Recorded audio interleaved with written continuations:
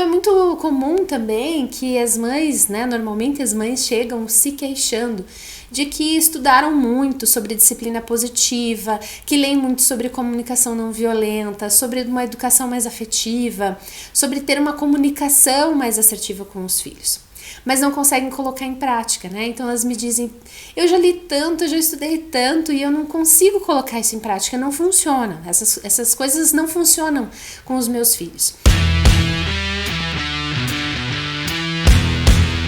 Olá, eu sou Thaís Araújo, sou psicóloga e trabalho com educação emocional para pais e mães. E com você que eu vim falar então, mãe e pai que talvez esteja aí passando por dificuldades na sua relação com os seus filhos, com dúvidas, se questionando, será que é isso mesmo que é o correto? Será que é esse o mesmo caminho? Será que existe alguma maneira de ter uma relação melhor com os meus filhos? Quantas dúvidas, culpas, enfim, muitos desafios que a gente vive enquanto pai, enquanto mãe, não é mesmo? Então, é sobre isso que eu queria falar com vocês hoje, trazer algumas reflexões sobre esse nosso papel, essa construção de ser pai e de ser mãe. Como que a gente pode tornar isso um caminho mais possível? Como que a gente pode ser mais próximo do pai e da mãe que a gente deseja ser? Então, o primeiro ponto que eu queria trazer para vocês de reflexão é: qual é o modelo de pais e de mães que nós tivemos ao longo da nossa vida? Porque é muito comum eu receber no consultório as famílias com um discurso de quero fazer completamente diferente dos meus pais porque não foi uma educação bacana, ou então eu quero seguir exatamente como foi comigo porque eu acho que foi muito bom para mim e eu queria continuar isso com os meus filhos, mas não funciona com eles e eu tô perdida e não sei o que fazer. Então eu sempre oriento as minhas famílias, né, de que a gente não consegue fazer nem melhor nem pior do que os nossos pais ou igual. A gente consegue fazer diferente, do nosso jeito, com aquilo que faz sentido, com aquilo que de fato tem efeito nesta relação com os nossos filhos. Que são outras épocas também, né? Os nossos filhos são pessoas diferentes do que nós fomos, vivem coisas diferentes do que a gente viveu, então a gente tem que contextualizar. Um segundo ponto a se pensar é: qual é o pai e a mãe que eu desejo ser? Quais atitudes, quais comportamentos, qual relação eu quero ter com o meu filho? E será que eu estou vivendo isso efetivamente? Será que eu estou de acordo com aquilo que eu acredito, com aquilo que eu gostaria? É muito comum que a gente tenha, muitas vezes, frustrações de que, poxa, eu queria tanto me relacionar de um jeito com o meu filho, mas não consigo, por alguma razão. Ou então eu queria educar os meus filhos de uma certa maneira, mas não funciona, parece que não dá certo, ou eu não dou conta de fazer algumas coisas. Então é importante nesse momento entender qual é essa dificuldade, aonde é que está esse espaço entre aquilo que eu sou e aquilo que eu desejo ser, enquanto mãe, enquanto pai. Quais são as dificuldades que eu enfrento, né? Então é muito comum também que as mães, né, normalmente as mães chegam se queixando de que estudaram muito sobre disciplina positiva, que leem muito sobre comunicação não violenta, sobre uma educação mais afetiva, sobre ter uma comunicação mais assertiva com os filhos, mas não conseguem colocar em prática, né? Então elas me dizem, eu já li tanto, eu já estudei tanto e eu não consigo colocar isso em prática, não funciona, essas coisas não funcionam com os meus filhos.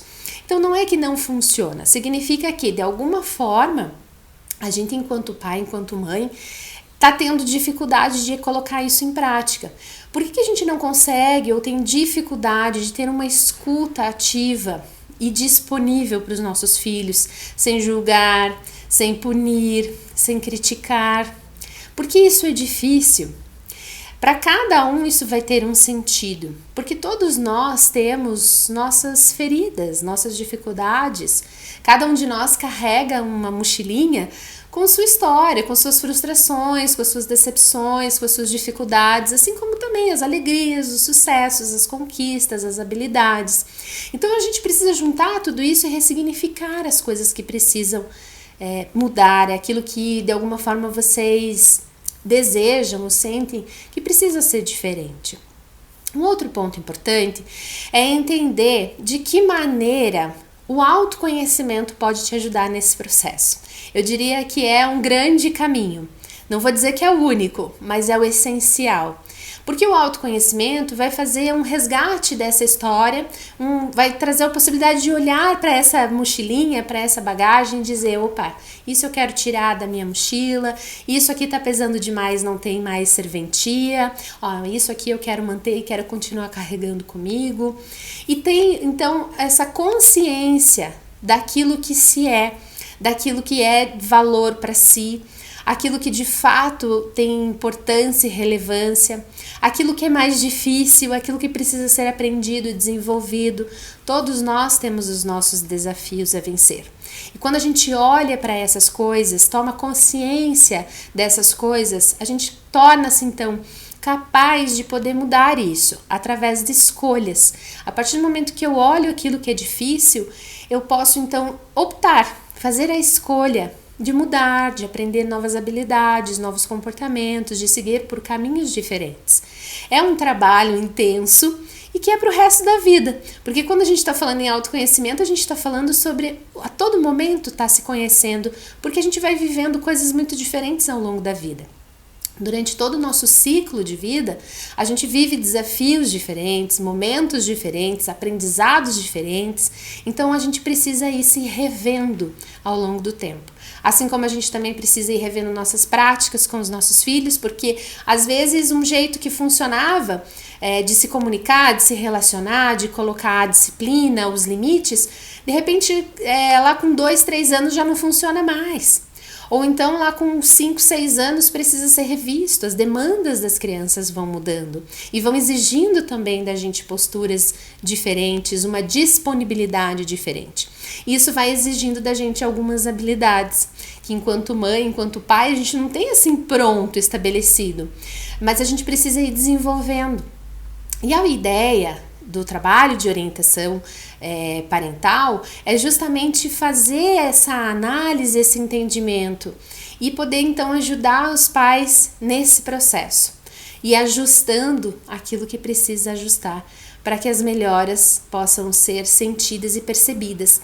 Então essas são algumas dicas, algumas sugestões para que vocês façam esse processo, se interiorizando e percebendo, tentando entender por que muitas vezes alguns comportamentos dos nossos filhos, principalmente os mais difíceis de lidar, como a argumentação, o não, as birras, o choro, o que isso desperta nos pais, né?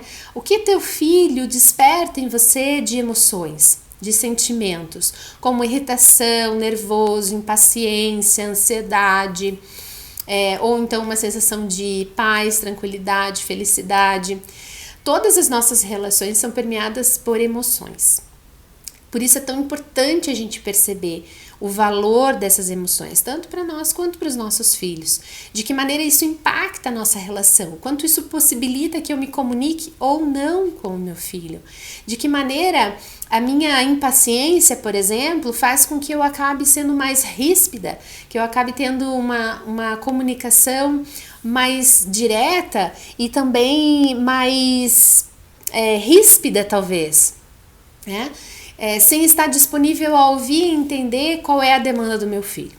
Então, também é importante entender que essas revisões das nossas condutas, das nossas próprias questões, daquilo que nos é difícil, não nos torna imunes às dificuldades de relacionamento com os nossos filhos. Afinal de contas, somos seres humanos. Então, mas nos torna mais conscientes das nossas capacidades, dos nossos deveres, das nossas condições e das nossas limitações. E tudo isso serve para que a gente possa crescer, para que a gente possa evoluir, porque sempre há como melhorar, né?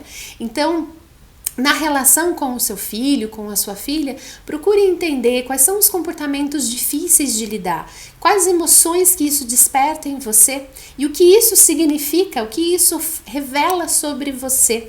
Porque a gente às vezes tende a olhar muito para o comportamento da criança, né? A birra, a frustração, a contestação, o choro, mas a gente não para pensar muitas vezes o que esse comportamento significa, o que ele está mostrando, qual necessidade não atendida está sendo expressa nesse momento e que está exigindo de mim, enquanto mãe, enquanto pai, para que eu dê conta de lidar com o comportamento do meu filho, entendendo que esses comportamentos têm toda uma base aí também de fases, né, estágios do desenvolvimento da criança, que quando a gente começa a entender o que é esperado em cada fase do desenvolvimento da criança, a gente começa a entender o que ela é capaz ou não de compreender, os comportamentos que ela dá conta ou não de ter. Então isso é um ponto importante. A outra questão é também entender que essas demandas das crianças traz para nós o desafio de lidar com algo que muitas vezes é difícil para nós. Quando às vezes a criança sai batendo porta, né? O que isso desperta em nós? Para alguns pais, revela um lado onde se sente agredido ou se sente combatido na sua autoridade. Para alguns pais, quando a criança não quer conversar e tá brava e diz: eu não gosto de você, não quero mais brincar com você, ela tá expressando ali algo dela, mas isso reverbera nos pais, talvez, para alguns, no sentido de rejeição, de não se sentir amado. Isso tem a ver com a sua história, lá com as suas coisas da sua mochila, mas que naquela relação tá aflorando. E aí, como que a gente reage diante dessas nossas emoções, desses nossos gatilhos, do que essa situação em específico nos traz? Muitas vezes a gente acaba revidando, né? Ou então a gente acaba tornando essa relação difícil, respondendo a um sentimento ou uma sensação que nem é própria dessa relação, mas que tem a ver com uma história de vida. Por isso é tão importante o autoconhecimento, para que esta relação seja muito mais frutífera, seja muito mais assertiva. Quando eu entendo o que é meu, eu consigo entender que aquilo que o meu filho está trazendo não é um ataque contra mim, mas é uma necessidade que ele está tendo de atenção, ou então de atenção às suas necessidades básicas como fome, sono, de se sentir cansado, ou quanto ele está super estimulado e isso acaba deixando mais agitado, né? Então, quais são as necessidades do meu filho naquele momento, tanto físicas quanto emocionais, de atenção, de cuidado, de afeto, de tempo de qualidade, quanto nos aspectos físicos, de como ele está. E o que isso também traz para mim em termos de demanda, como que eu lido com isso, o que eu faço com tudo isso, como que eu dou conta. E também entendendo que antes de sermos mães e pais, nós somos seres humanos, nós temos dias difíceis, nós temos dias bons e ruins, assim como todo mundo. E às vezes a gente vai dar conta de ser mais assertivo, de acolher a emoção, de ser empático, de orientar sem gritar ou sem brigar, ou então sem se rebelar contra aquele comportamento que a criança está apresentando. E tem outros dias que a gente não vai dar conta de fazer isso, porque a gente também não vai estar bem. E aí entra o autoconhecimento, da gente conseguir reconhecer esses momentos, esses sentimentos, essas nossas sensações e dificuldades daquele momento e entender, pera lá, o que eu posso, o que eu não posso fazer, o que eu dou conta, o que eu não dou conta. Escolher as nossas batalhas do dia. Então, o meu recado para você, mãe, pai, mais autoconhecimento para ter menos culpa do que poderia ter feito e não fez, de como poderia ter sido e não foi, mas o autoconhecimento trazendo então como uma possibilidade de fato te aproximar mais da mãe e do pai que você deseja ser e que certamente você dá conta de ser, mas que precisa talvez parar para refletir sobre alguns pontos, se conhecer um pouquinho mais e lidar com as suas próprias emoções. Olhar para as emoções da criança, olhar e entender o que a criança está sentindo é tão importante quanto fazer isso com você também. De ter esse olhar e esse cuidado de entender o seu momento, as suas situações, as suas necessidades e suas limitações daquele dia, daquela situação, daquele contexto, para que você possa cuidar disso também. Quando a gente está bem, a gente consegue lidar com a vida em geral de uma outra maneira, dando mais conta. Então que vocês possam, a partir dessas reflexões, talvez revisar alguns pontos que sejam importantes. Espero que essas reflexões tenham sido úteis para que vocês pudessem de alguma forma resgatar, né, alguns aspectos importantes da relação com os filhos de vocês e que vocês possam, a partir disso, criar conexões emocionais com os filhos, né? Porque a proposta é justamente essa, que a gente crie uma relação de conexão, de vínculo, de estreitar, né, as nossas relações através do diálogo, através da disponibilidade emocional e de ter uma postura mais assertiva com os nossos filhos, né?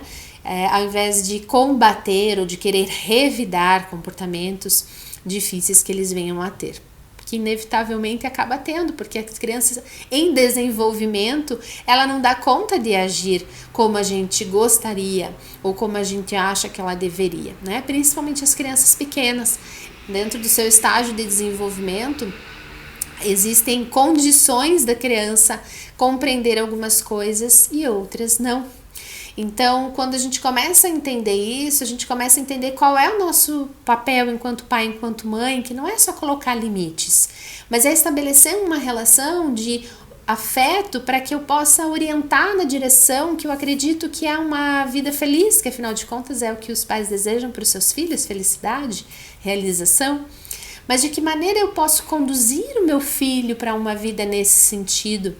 Como que eu posso despertar valores, princípios que eu acho que são importantes para ele como um todo, como respeito, como autonomia, como responsabilidade, como autoestima, como ter boas relações, como ele possa fazer boas escolhas, enfim, são tantas habilidades importantes, necessárias e úteis para uma vida de mais realização.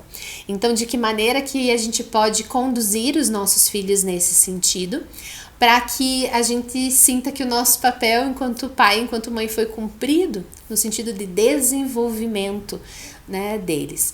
Então, fica essas reflexões para vocês, que de alguma forma isso tenha chegado ao coração de vocês que estão aqui me assistindo, e que essas palavras de alguma forma soem como possibilidades de novas perspectivas na relação dos filhos de vocês. Um grande abraço e até a próxima!